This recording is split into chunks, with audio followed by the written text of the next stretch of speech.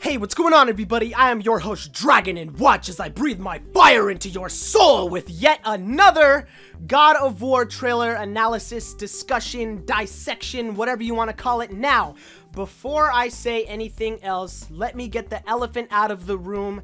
Yes! This game officially has a release date, and it is coming out on April 20th, 2018. So, when, besides smoking all my weed, I'm going to be playing God of War on 420. How awesome is that? I just got home from school. Well, not just got home, but I got home from school and wanted to get this video done as quickly as I possibly could. Not just so I could get it out to get more views, but because I was so excited. Because I'll tell you guys a little story here. In my third period class, because I'm still in high school. I have family outside. I don't know if you could hear that, but I'll turn that up so you could hear that. That was funny. But in my third period class, I had my phone out in school. Yeah, I know, mom, dad, probably gonna get on my case when this goes up. But I had my phone out in class, and I got a notification. I got from the PlayStation YouTube channel that there was like a new video out. And I looked at it, and it was the God of War trailer. So of course I was like, oh my goodness, I have to watch this. So I got it out. And I just went in and watched it, and oh my goodness, I am so excited to talk to you guys about this trailer. There's so many cool little things, so many huge story details that were revealed in this trailer, so I'm gonna get into it as soon as I can, but just, oh my goodness, I remember just this whole day after watching that trailer in school, just walking around just with the biggest, goofiest smile on my face that you could ever imagine, because I am so excited to share this information with you guys, to talk to you guys about it, because there's so many huge things we found in this trailer. There's so many more epic moments and so many more awesome clips and creatures and environments and graphics and effects and stuff that we saw in this trailer. So, without further ado, what I'm going to be doing, just like the last two times, is I'm just going to be sitting here watching the trailer beside you guys, and I'm just going to be talking about some random things as we go along. So, if you would like, you can pop up the trailer right next to you in another browser, or you could just listen to me talk if you'd like. I'll leave a link to this trailer in the description, as I always do. Okay, so let's get into it.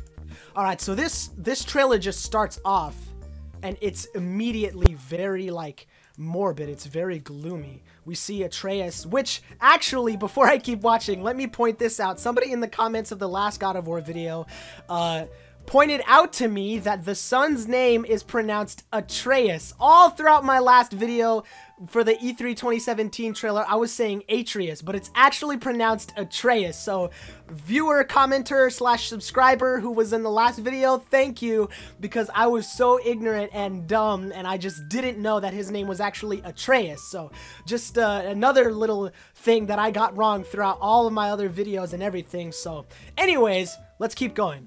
We see Atreus lighting candles by a body that's been wrapped up, chanting this little mantra that he's doing.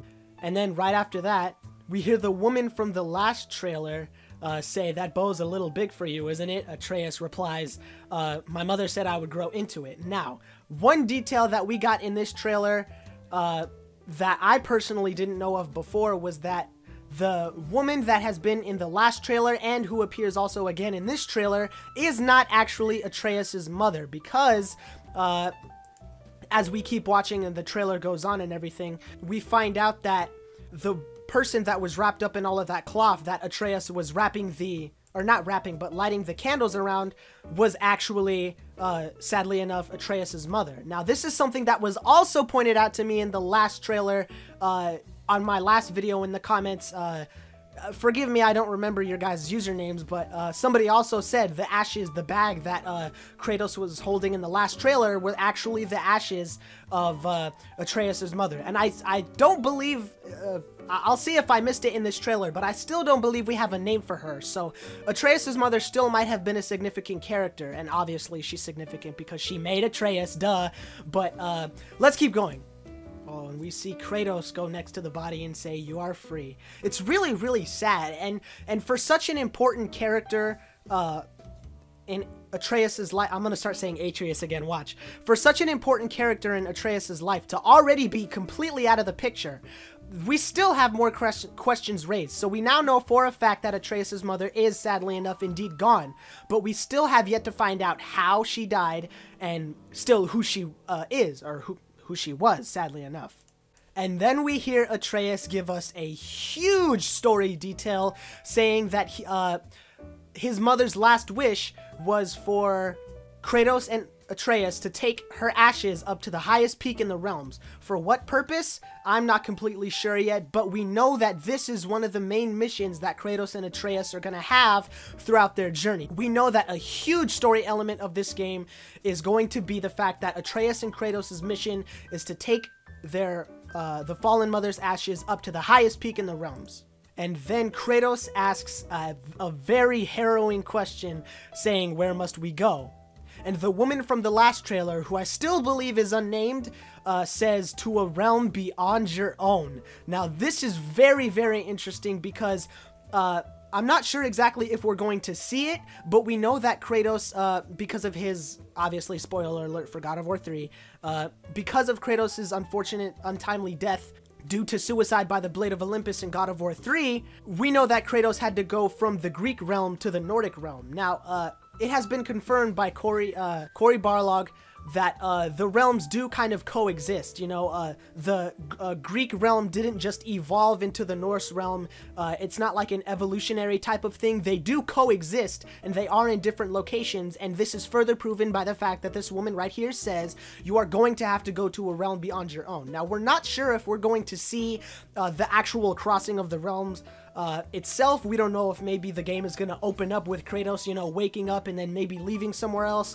We don't know if we're just going to open and the game is going to have him already here and the story will be told throughout the game. But what we do know is that there was a transition made. So the world didn't just evolve, but rather the Norse mythology world and the Greek mythology world actually do coexist. They are in the same God of War universe, so to speak.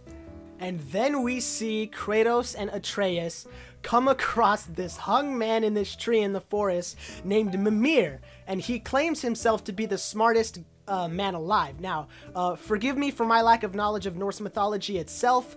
Maybe this guy is a super significant character. Maybe, you know, he's going to play a huge role in the game. Maybe he plays a huge role in Norse mythology itself. But I'm personally unfamiliar with a lot of Norse mythology, so forgive me if, like, there's a name that comes up or something after Mimir's, and, you know, stuff like that, to where I just something flies completely over my head and I just don't realize something. I'm very uneducated in this subject, but I am just super, super excited for this game to come out.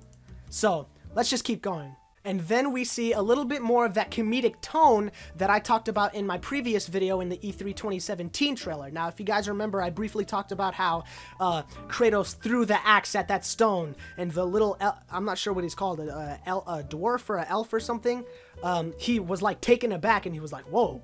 We see a little bit more of that comedic tone here when Mimir says, like right off the bat in the middle of the trailer, he says, but first you need to cut my head off. And Atreus is like, what? Like, are you kidding me? You want us to cut your head off? Which I honestly like almost laughed out loud at in the middle of class when I first watched this trailer, but I just thought that was really cool that, you know, the God of War team is going, the Sony Santa Monica team is going for a less like dark and morbid and you know, terrible theme and tone with this one.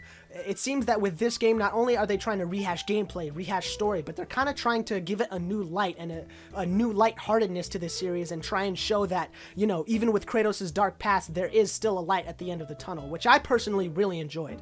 Oh, and then we see them talk just briefly about the Leviathan axe, which we finally have a name for it.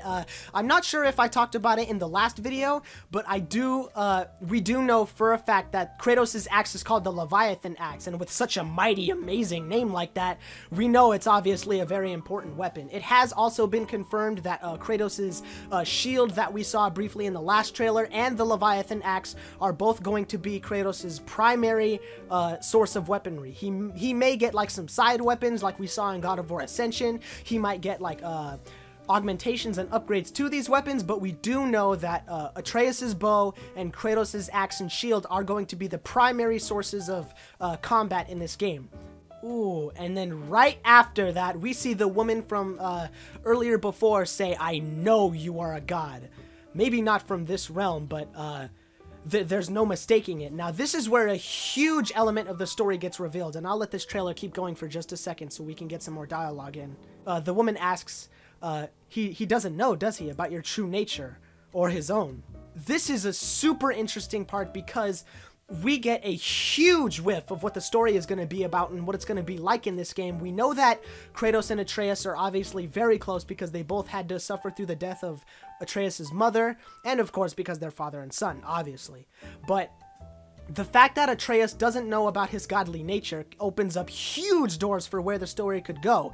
Is Atreus going to resent his father for not telling him when he finds out? And if he finds out, is Kratos eventually going to tell him as the game progresses? Is he going to say, yes, I was this person, I did this to these gods, I'm a son of a god myself, I am a god, you are a god? We don't know about all that stuff just yet. Ooh, and then we get a little bit more right here. We hear Kratos say, right after Atreus has a small little outburst, we hear Kratos say, there are consequences to killing a god. And then Atreus gets upset. He gets angry too, and he says, why? How do you know? How do you know? And we can just see it right here in Kratos' face, just how worried he is and how much he doesn't want to tell his son anything. But of course, the truth will eventually come out in the end. This is so intriguing to me just because this could take the story in so many numerous different directions. For all we know, Kratos is gonna just spill the beans completely, or maybe Atreus is gonna find out on his own. Forgive me for the voice crack. Perhaps Atreus is gonna find out on his own and then, you know, begin to resent his father for keeping the truth from him. But we see already that this friction is going to be caused between Kratos and Atreus just because of the fact that there are secrets being hidden, and especially when they are on such a perilous journey where they will be attacked by all manner of creature, they have to be as closely knit as they possibly can. And for such a huge detail to be hidden from Atreus is going to be very important as the story progresses. And then we get this shot here. Now, I'm gonna put obviously pictures up like I always do, but this creature right here was specifically amazing to me. Just the design, the wings. I obviously don't know much about Norse mythology, so this could just be some kind of common creature, but I like the direction they're going with the enemy design in this game, just because it's so drastically different than the other God of War games. In the previous God of War games, we got characters that were usually some kind of undead, Hades type creature, you know. It was almost always something that was trying to kill you that was undead, or, you know, that had lost its soul or something like that. But we're seeing a lot more lively type creatures in this game. We're seeing a lot more NPCs in this game. We're seeing, you know, the blacksmiths who were working on Kratos' weapon. We see this character right here that looks a lot more alive, that has these cool looking, almost butterfly-like wings. And I just think it's really awesome how... I just think it's really awesome how they're taking it in such a different direction, because obviously this world is completely different than the Greek world that Kratos and Atreus inhabited before.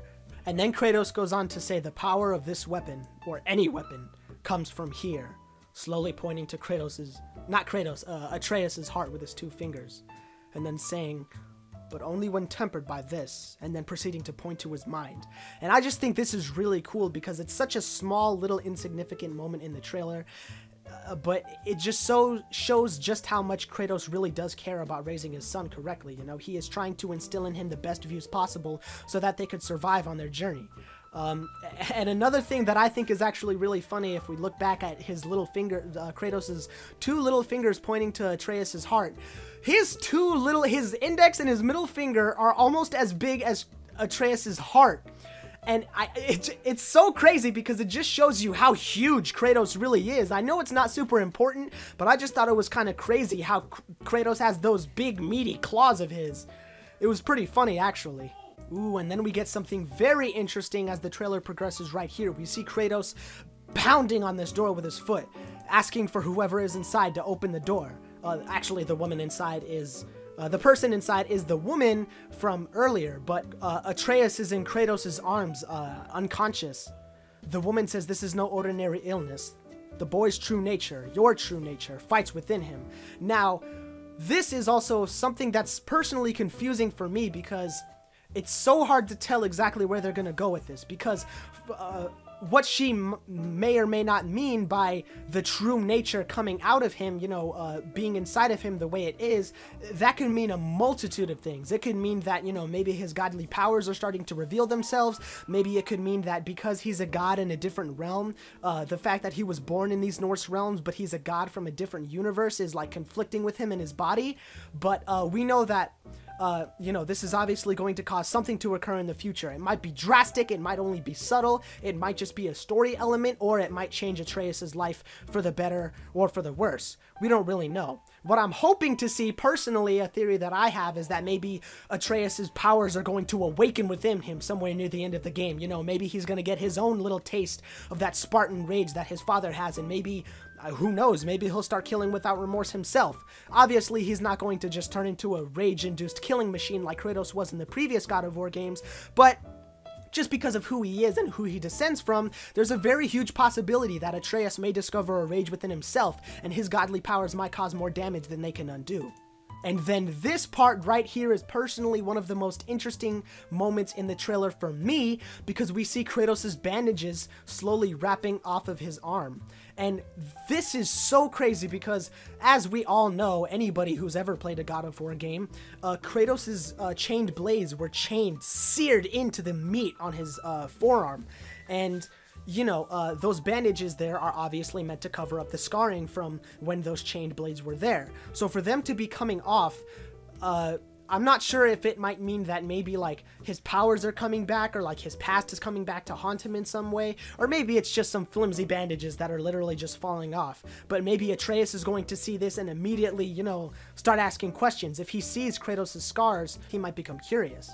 Now during this little segment, we hear Atreus ask to Kratos, so I'm a man now like you. And then Kratos replies with, no, we are not men. We are more than that. And then right after that, we see Kratos swiftly wrapping up his bandages, almost as if to hide up the scars from Atreus. But I thought that what he said right here was really interesting, because he is kind of starting to drop that hint, try and explain to him and slowly ease him into the idea that, yes, I'm a god and so are you. But that's not something you can exactly just tell a kid with ease. And I think this is going to be a very interesting plot element, just because how would you tell anyone that they have such immense power? How would you explain it? Because if Kratos tells Atreus that he is a god, he's going to have to explain his story. There's no way for him to avoid it. You know, Atreus might ask, well, if you're a god, my grandfather was a god, my great-grandfather was a god, and if Atreus starts to ask these questions, Kratos can't just deliberately lie to him, and if he does, that's only going to cause more friction from hiding the fact that he was a god from Atreus in the first place.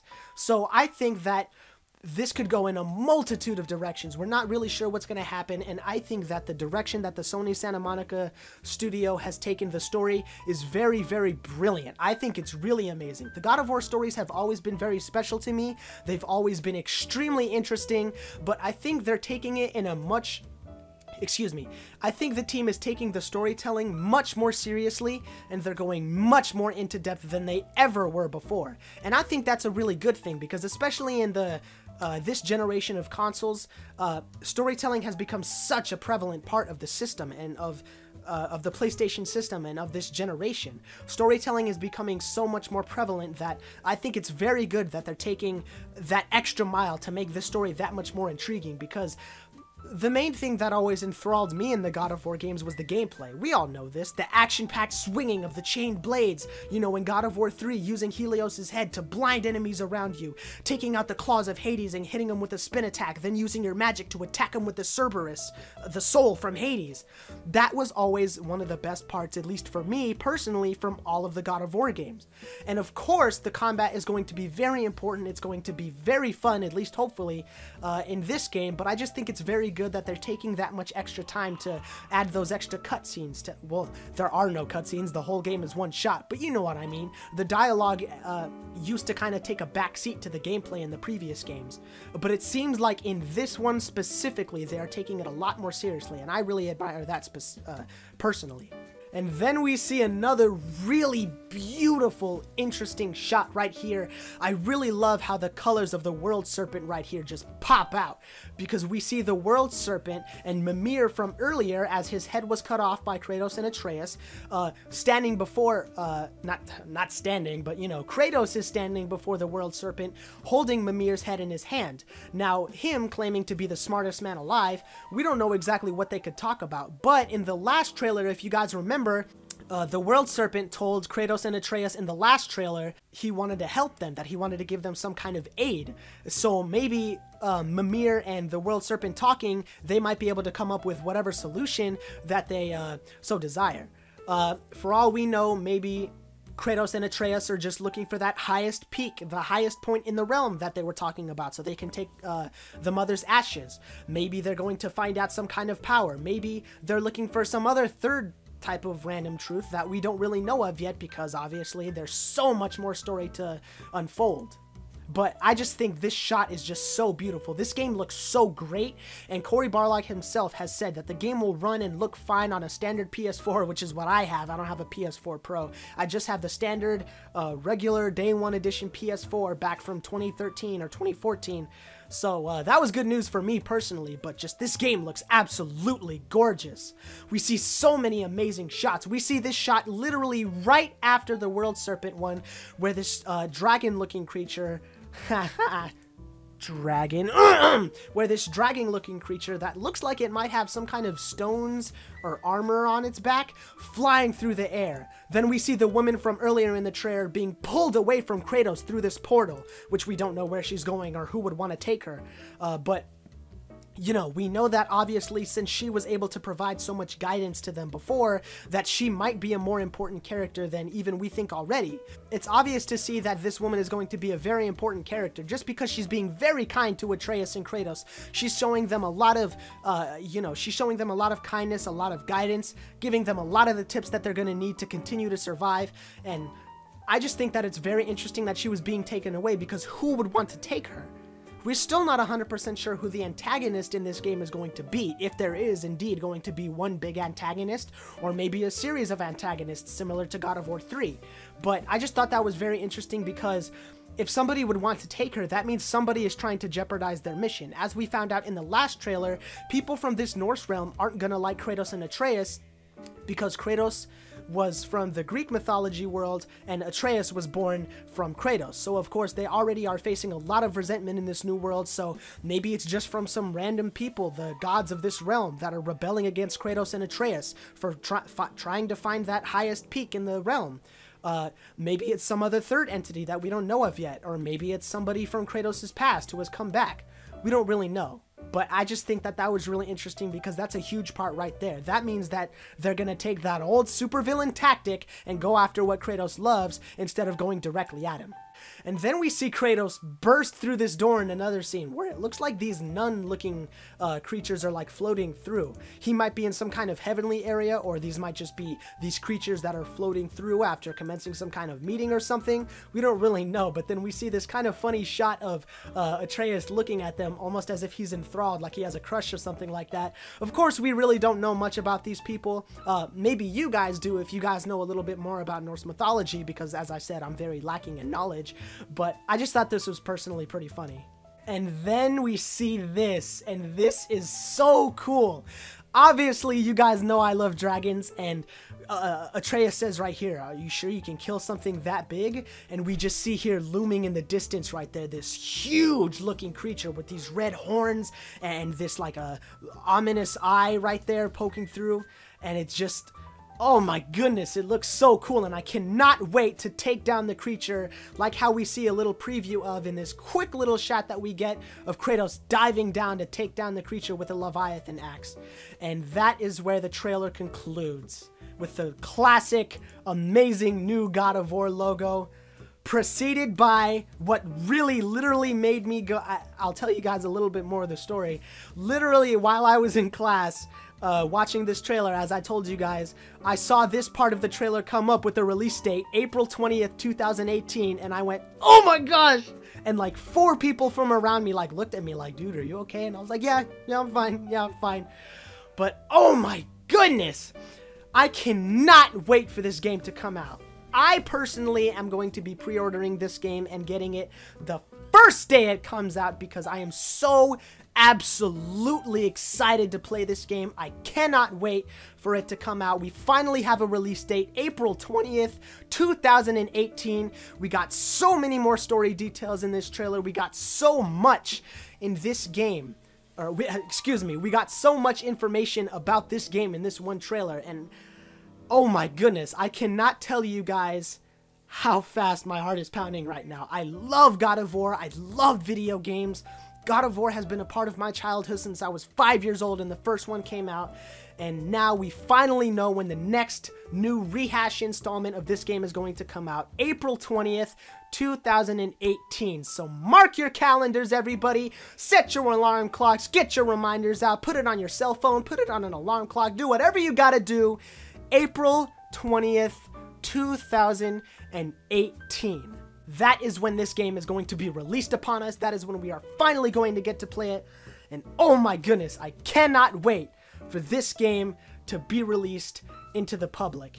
And just as a little bonus before you guys go, I know these trailers take forever to dissect. I just love to get into them and, you know, get as much information as I can out of them. And, you know, I love to speculate and theorize with you guys. But right before you go, make sure you check the description so that not only can you get the link to the trailer itself, but I'm going to leave a couple of other links down there for videos where you can find out a lot more information about the game. Game Informer did a cover story on God of War. I'm not sure if it was for their December edition or for their January edition of the Game Informer magazine, but they revealed a ton of gameplay details. They revealed a ton of little answers to questions and stuff like that, you know. So if you guys have any burning questions about this game, aside from the obvious release date that we finally got, please check the description. There's going to be a ton of cool stuff in there for you guys to check out. I kind of figured that with these videos, I would give you guys a little bit more than just my interpretation. So if you're a huge God of War fan and you haven't seen those videos already, please, please, please go in the description, check out the trailer, check out the other videos and stuff like that, because I want you guys to be able to talk as much as you possibly can to me, with me, about this game before it comes out. So please, please, if you guys have any questions that are unanswered, if you guys want to talk about anything, if you guys want to theorize about this new trailer, maybe you see a character and you have more information about them than I do, maybe you know more about Norse mythology and you can tell me certain stuff about this game, obviously without spoiling anything huge. Maybe you have a little bit of an inside scoop on a main antagonist that you guys are theorizing about. Maybe you think we still somehow might see Thor in this game or something. I don't know. But tell me anything you guys want to tell me. Ask anything you guys want to ask. Let me know. Make sure you guys check out those videos in the description. And that's where I'll leave this video off. So, thank you guys all so much for watching. I really hope you all enjoyed. Make sure you guys hit the video up with a like if you did. Make sure you guys leave your thoughts, comments, and suggestions in the comment section below. And make sure you guys subscribe to see a God of War playthrough. Yes, I am confirming it. I am going to be playing through this entire game on the channel when it comes out on April 20th. So stay tuned for that and subscribe if you want to see that when it comes out. But, as always, I will see you guys in the next video. Goodbye, everybody!